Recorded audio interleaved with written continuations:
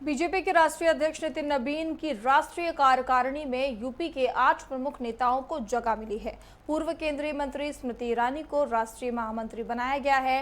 राष्ट्रीय कार्यकारिणी में सपा के पीटीए की काट में अनुभव और योग्यता के साथ साथ जातीय संतुलन भी बिठाया गया है। पार्टी ने 2 मुस्लिम नेताओं को भी अहम पद देकर अल्पसंख्यक समाज को भी संदेश दिया है। राज्य के चुनाव को देखते हुए यूपी को काफी महत्व दिया गया है। कार्यकारिणी में 3 महिलाओं का यूपी से होना अपने आप में महत्व रखता है। टीम ने यूपी का वर्चस्व साफ झलकता हुआ दिखाई देता है। तेजी से कदम उठाते हुए विनोद तावड़े को यूपी का प्रभारी भी बनाया गया है।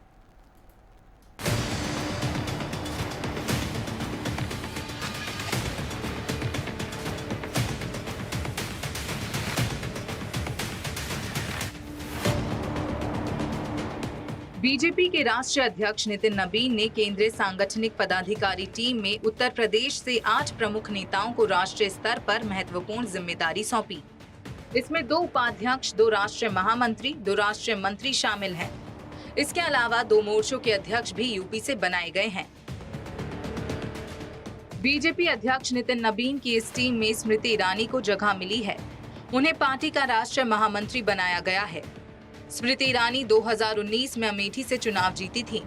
उन्होंने कांग्रेस प्रत्याशी राहुल गांधी को पराजित किया था, लेकिन 2024 में वो अपना चुनाव हार गई थी। स्मृति ईरानी केंद्र में मंत्री भी रह चुकी हैं। पार्टी ने उनकी योग्यता और क्षमता को देखते हुए 2 साल बाद संगठन में लिया है। संगठन की जिम्मेदारी के तौर पर इसे काफी अहम माना जा रहा है। पार्टी शीर्ष नेतृत्व ने रेखा वर्मा पर भरोसा जताते हुए उन्हें राष्ट्रीय उपाध्यक्ष बनाया है। रेखा वर्मा बीजेपी का ओबीसी चेहरा है।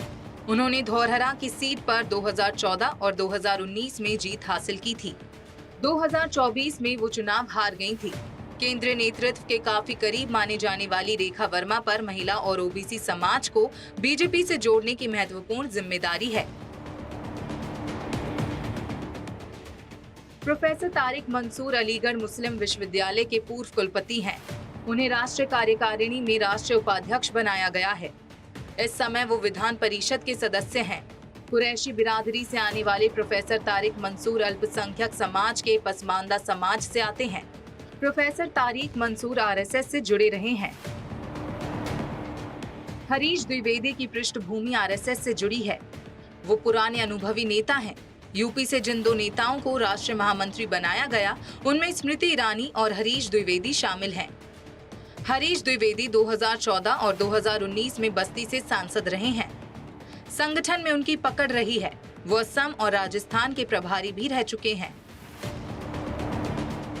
नितिन नबीन की टीम में डॉक्टर भोला सिंह राष्ट्रीय मंत्री के रूप में होंगे। डॉक्टर भोला सिंह दलित समाज से आते हैं। पश्चिम यूपी पर उनकी पकड़ है।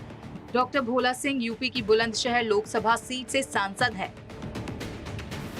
गौरतलब है कि वो इस सीट 2014, 2019 और 2024 लगातार 3 बार चुनकर आए हैं। 2024 में उनकी जीत का खास महत्व है।